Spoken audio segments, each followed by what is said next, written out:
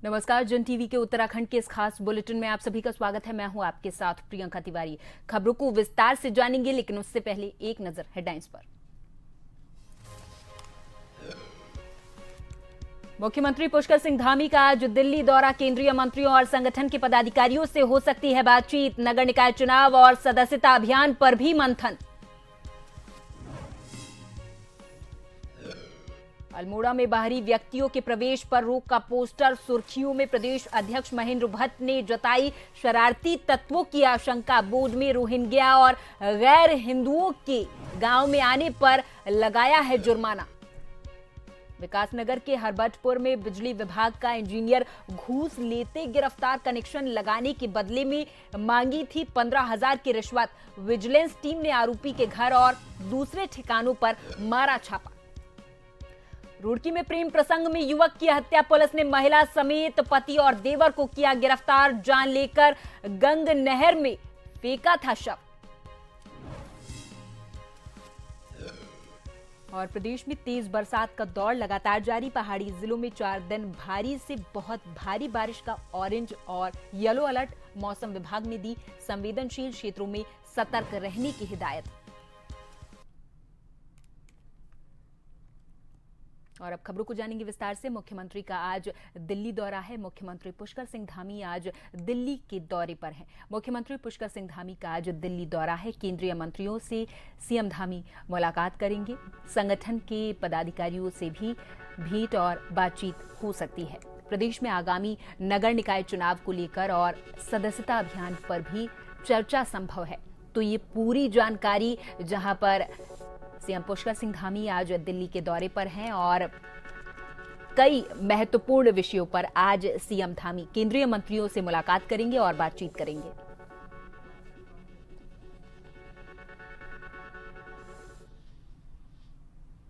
और इस खबर पर हमारे साथ देहरादून से bureau chief SN Pant ji phone line पर सीधा हमारे साथ जुड़ गए हैं। पंत जी, आज सीएम धामी का दिल्ली दौरा है, केंद्रीय मंत्रियों से मुलाकात करेंगे और इसके साथ ही कई अहम मुद्दों पर सीएम धामी बातचीत भी करेंगे। पंत जी।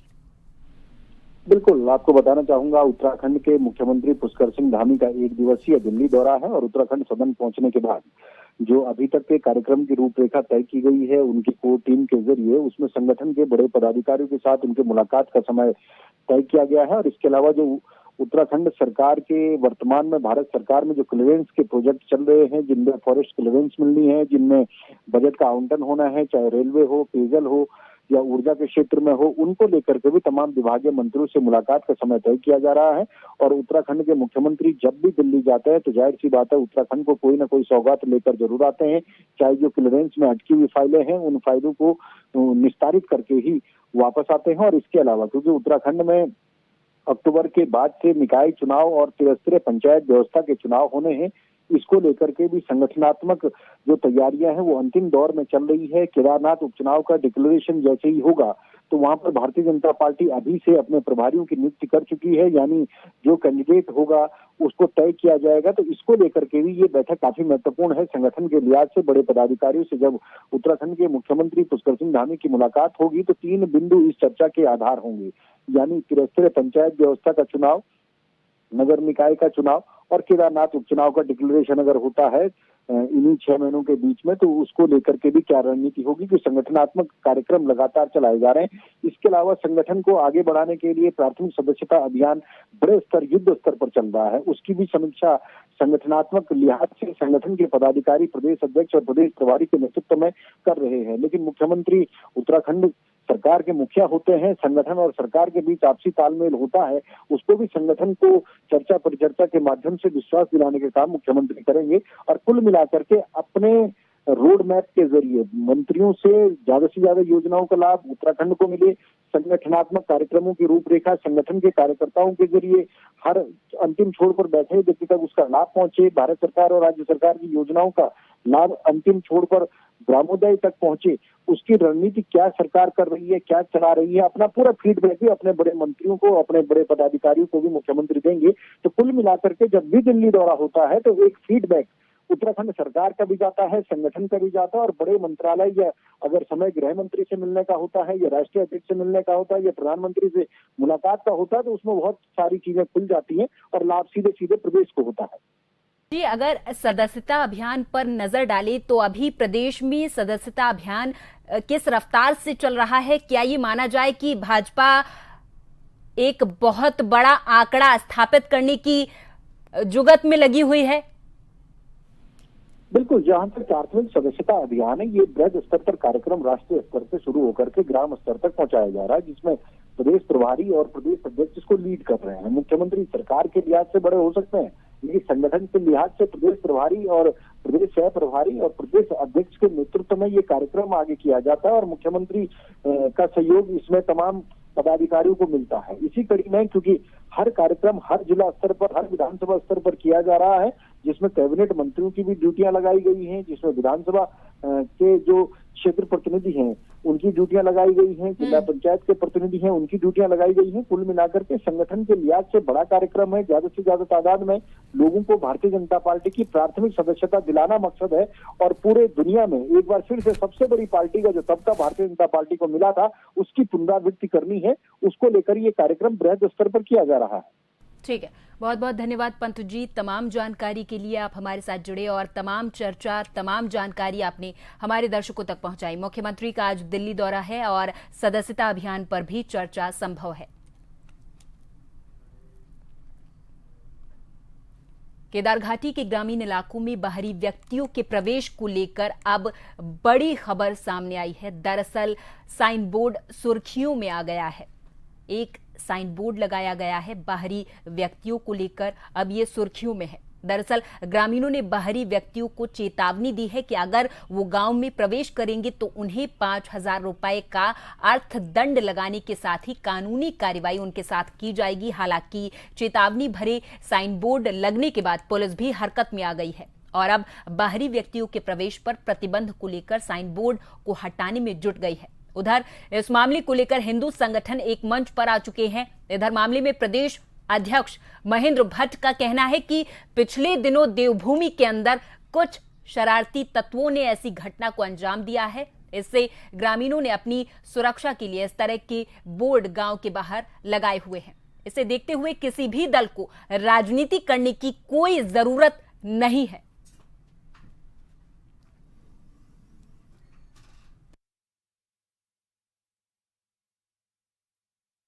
के अंदर कुछ षड्यंत्रकारी तत्व इस प्रकार की घटनाओं को अंजाम दे रहे थे, उससे भय का वातावरण बनना स्वाभाविक था। चाहे नंदानगर की घटना रही हो, चाहे रुद्रप्रयाग घटना रही हो, बीच में टिहरी चक्रधर घटनाएं रही हो, एक आक्रोश समाज में देखने को मिला और हर ग्राम सभा को अधिकार है कि अपने यहाँ बाहरी तत्वों को आने से रोकने के लिए, गांव की सुरक्षा के लिए वो अपने कोई न कोई नीति और लागू कर सकती है।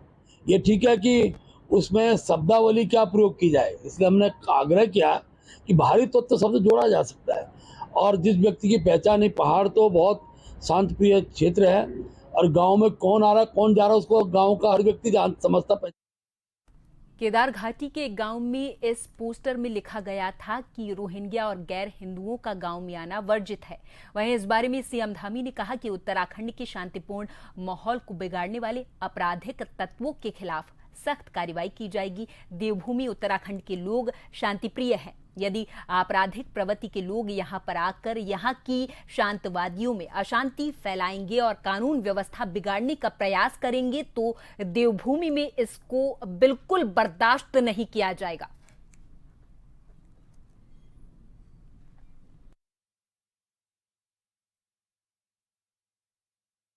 देखिए, उत्तराखंड बहुत शांतिपूर्ण तरीके से चलने वाला राज्य है। सभी एक दूसरे के साथ बहुत भाईचारे के साथ रहते हैं और कोई भी अगर कानून को तोड़ेगा तो कानून उसके साथ सख्ती से काम करेगा। हाँ, लेकिन ये ज़रूर है कि कुछ लोग लव जिहाद और लैंड जिहाद को अपना एक सुनियोजित एम मानकर जो काम कर रहे हैं, उनको उनके लिए निश्चित रूप से उनको समझ लेना चाहिए कि किसी भी कीमत पर हम यहाँ की अपनी बहन बेटियों को कहीं पर भी जो है ऐसा नहीं होने देंगे, उनके साथ धोखा नहीं होने देंगे। और भक्ति गायक कन्हैया मित्तल ने हरिद्वार में कहा कि संतों, महंतों और राजनेताओं से फीडबैक मिलने के बाद उन्होंने कांग्रेस में शामिल होने का अपना फैसला वापस ले लिया है। कन्हैया मित्तल ने जो राम को लाए हैं हम उनको लाएंगे गाने से मशहूर वो हुए थे। उन्होंने हरियाणा विधानसभा चुनाव से पहले कांग्रेस में शामिल होने की इच्छा जताई थी। सुनाएंगे। देखिए, उसका कारण यही है जो लोगों की मैंने सिर्फ जाने की बात ही करी थी, मन की बात, लेकिन लोगों की उस पर प्रतिक्रियाएं आई कि आपको नहीं जाना चाहिए। देश के संतों ने, महंतों ने, बड़े राजनेताओं ने भी कहा कि ऐसा नहीं होना चाहिए, और भाजपा के शीर्ष नेतृत्व ने जब इसमें हस्तक्षेप किया और हमारी उनसे बात हुई तो मुझे लगा कि कहीं ना कहीं हमारा स्टेप गलत है। घर के अंदर बच्चे छोटे होते हैं, उनसे गलती हो जाती है और उसको बड़ा दिल करके सामने वाला माफ भी करता है। राम के हरिद्वार की भेल में 14 और 15 सितंबर को 2 दिवसीय स्वतंत्रता सेनानी उत्तराधिकारी परिवार राष्ट्रीय सम्मेलन आयोजित होगा। ये कार्यक्रम स्वामी शरदपुरी के सानिध्य में संपन्न होगा। इसके लिए प्रेस वार्ता भी आयोजित की गई थी, जिसमें स्वामी शरदपुरी ने बताया है कि सम्मेलन में प्रमुख अतिथि के तौर पर विदेश एवं कपड़ा राज्य मंत्री, सड़क परिवहन राज्य मंत्री अजय टम्टा, मुख्यमंत्री पुष्कर सिंह धामी, असम के मुख्यमंत्री हिमंता बिस्वा शर्मा और स्थानीय विधायक शामिल होंगे। इस अवसर पर स्वतंत्रता सेनानियों का विशेष सम्मान किया जाएगा। ये राष्ट्रीय सम्मेलन जो है स्वतंत्रता संग्राम सेनानी, उनके जो उत्तराधिकारी संगठन है, उनका कार्यक्रम इस विद्यालय में होने जा रहा है। इसमें देश के अलग अलग प्रांतों से जो हमारे स्वतंत्रता संग्राम सेनानी हैं वो पधार रहे हैं, जो वीरांगनाएं हैं वो आ रही हैं और उनके परिवार के सदस्यगण आ रहे हैं। करीब 1200 प्रतिनिधियों का आने का वो है। इधर एसपी चंपावत अजय गणपति अचानक रात में लोहाघाट पहुंचे और क्षेत्र में स्वयं मैदान में उतरकर सभी पुलिस की ड्यूटी को चेक किया है। साथ ही क्षेत्र के होटल, ढाबों, सार्वजनिक स्थानों, स्कूल, कॉलेजों के आसपास और अन्य क्षेत्रों में चेकिंग अभियान भी चलाया है। एसपी के द्वारा की गई अचानक छापेमारी से पुलिसकर्मियों और क्षेत्र में हड़कंप मच गया। इधर एसपी की छापेमारी में लोहाघाट क्षेत्र के होटल, ढाबों और सार्वजनिक स्थानों में मादक पदार्थों का सेवन करने वाले 20 व्यक्तियों का चालान कर 5000 की धनराशि वसूली गई है और मोटर वाहन अधिनियम के अंतर्गत यातायात नियमों का उल्लंघन करने और नशा कर वाहन चलाने वाले 15 वाहन चालकों का चालान भी काटा गया है।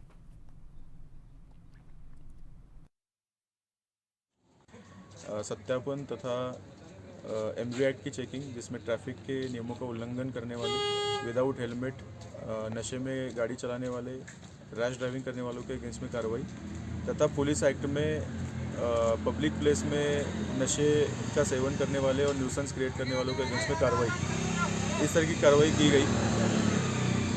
और ये लगातार हमारा इस तरीके से अभियान जारी है।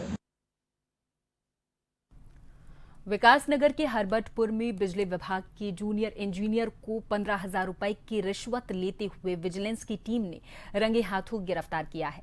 गिरफ्तारी में एक और अन्य व्यक्ति शामिल है। बता दें कि बिजली का कनेक्शन लगाने के एवज में 15,000 रुपए की रिश्वत मांगी गई थी। विभाग की जेई परवेज आलम और सहयोगी को विजिलेंस की टीम ने रिश्वत लेते हुए रंगे हाथों गिरफ्तार किया है।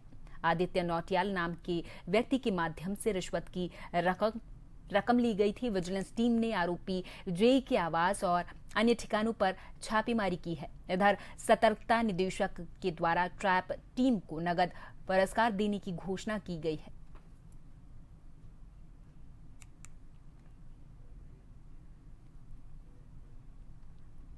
मंगलौर के मोहल्ला मलकपुरा की रहने वाले शादाब की जान उसकी प्रेमिका, पति और देवर ने ले ली।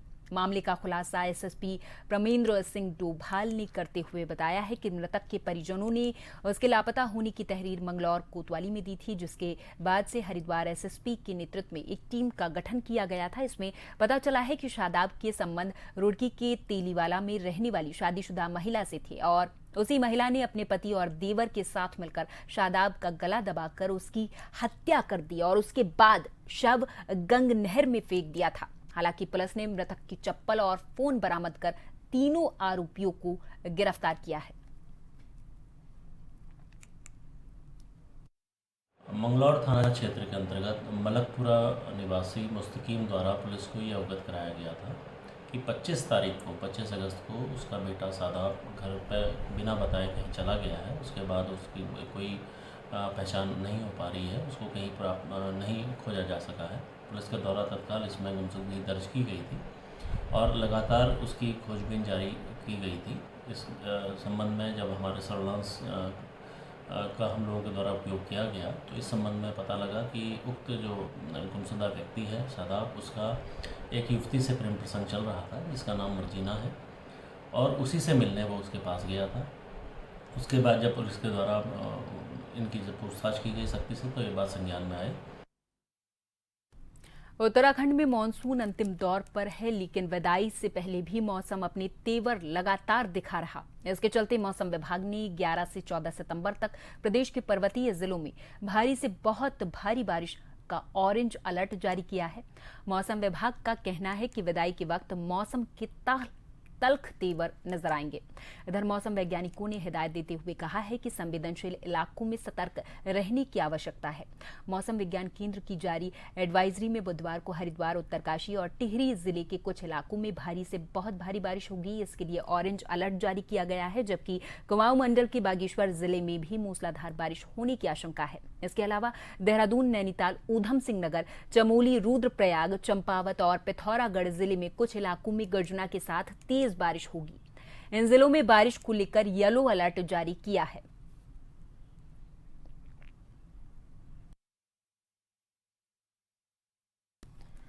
जोशीमठ के ज्योतिर्मठ ब्लॉक के दूरस्थ गांव पगनू में आपदा पीड़ित परिवारों ने अपने ही गांव में जुलूस निकालकर शासन और प्रशासन के खिलाफ जमकर नारेबाजी की है। पगनू गांव बीते साल अगस्त महीने से लगातार भूस्खलन और तबाही का दंश झेल रहा है, जिसके चलते गांव में काफी नुकसान भी हुआ है। वहीं गुस्साए ग्रामीणों का कहना है कि शासन और प्रशासन पुनर्वास और विस्थापन जैसी मूलभूत समस्या को लेकर काफी लापरवाही बरत रहा और ना ही कुछ मदद करने के लिए तैयार है।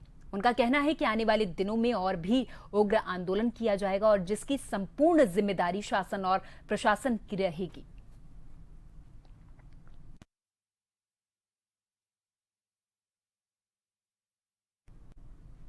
जहां सरकार की ओर से जॉली ग्रांट एयरपोर्ट पर विस्तारीकरण को लेकर कवायद शुरू है, तो वहीं जॉली ग्रांट एयरपोर्ट की सीमा में ही रनवे विस्तारीकरण का निर्माण कर रही कंपनी की ओर से बिना अनुमति के रात में बड़ी मात्रा में खनन सामग्री को शिफ्ट किया जा रहा। तो वहीं इतनी बड़ी मात्रा में खनन सामग्री के शिफ्ट होने से तमाम हरे पेड़ों की बलि चढ़ रही। जब पत्रकारों ने अधिकारियों से सवाल करके जवाब मांगने की कोशिश की तो जिम्मेदार प्रकरण से बचते हुए नजर आए।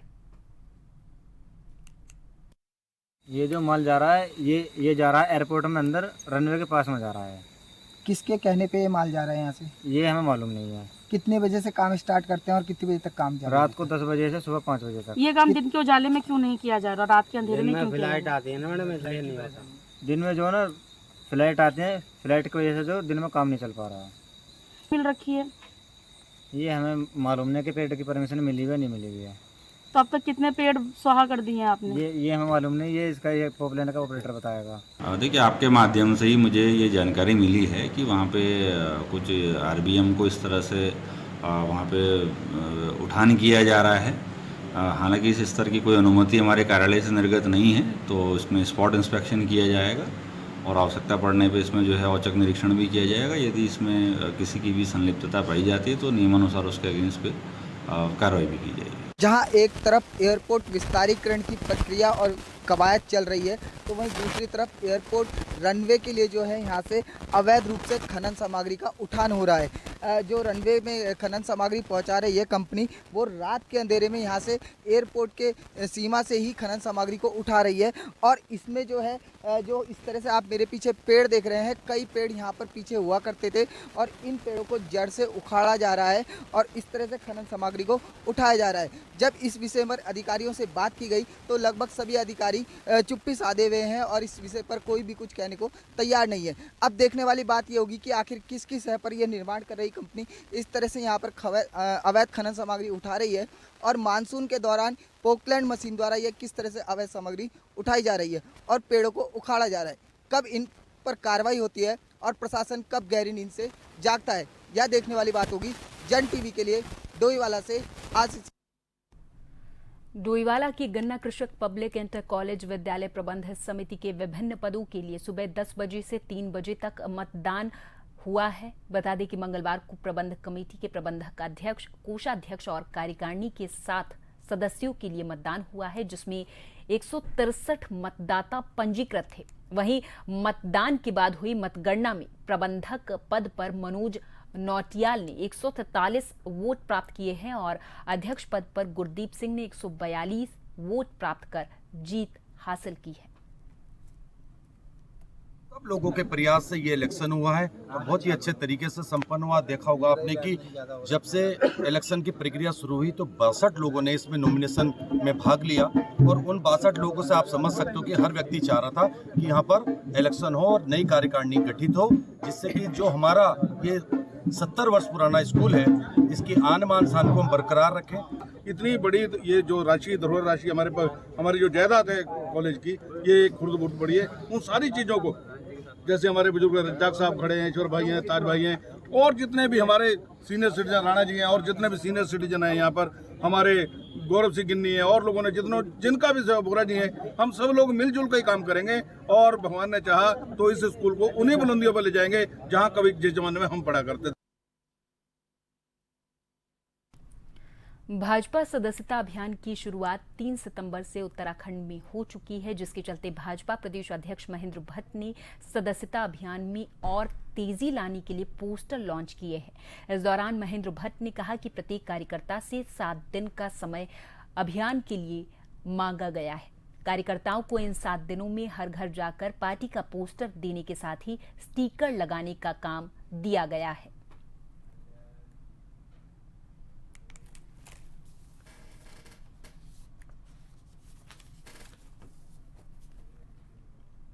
और चलते चलते एक बार फिर नजर हेडलाइंस पर।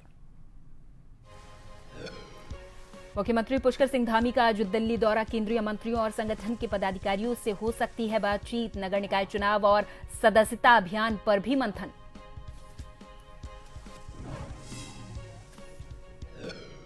अल्मोड़ा में बाहरी व्यक्तियों के प्रवेश पर रोक का पोस्टर सुर्खियों में। प्रदेश अध्यक्ष महेंद्र भट्ट ने जताई शरारती तत्वों की आशंका।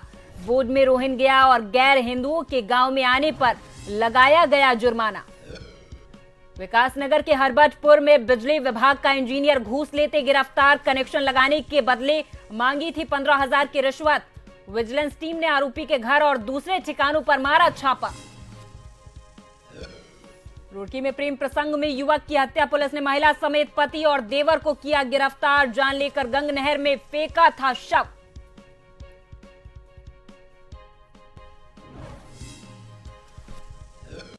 और प्रदेश में तेज बरसात का दौर लगातार जारी। पहाड़ी जिलों में 4 दिन भारी से बहुत भारी बारिश का ऑरेंज और येलो अलर्ट मौसम विभाग ने दी। संवेदनशील क्षेत्रों में सतर्क रहने की हिदायत। और इसी के साथ इस बुलेटिन में फिलहाल के लिए मेरे साथ बस इतना ही। आप देखते रहें जन टीवी। नमस्कार।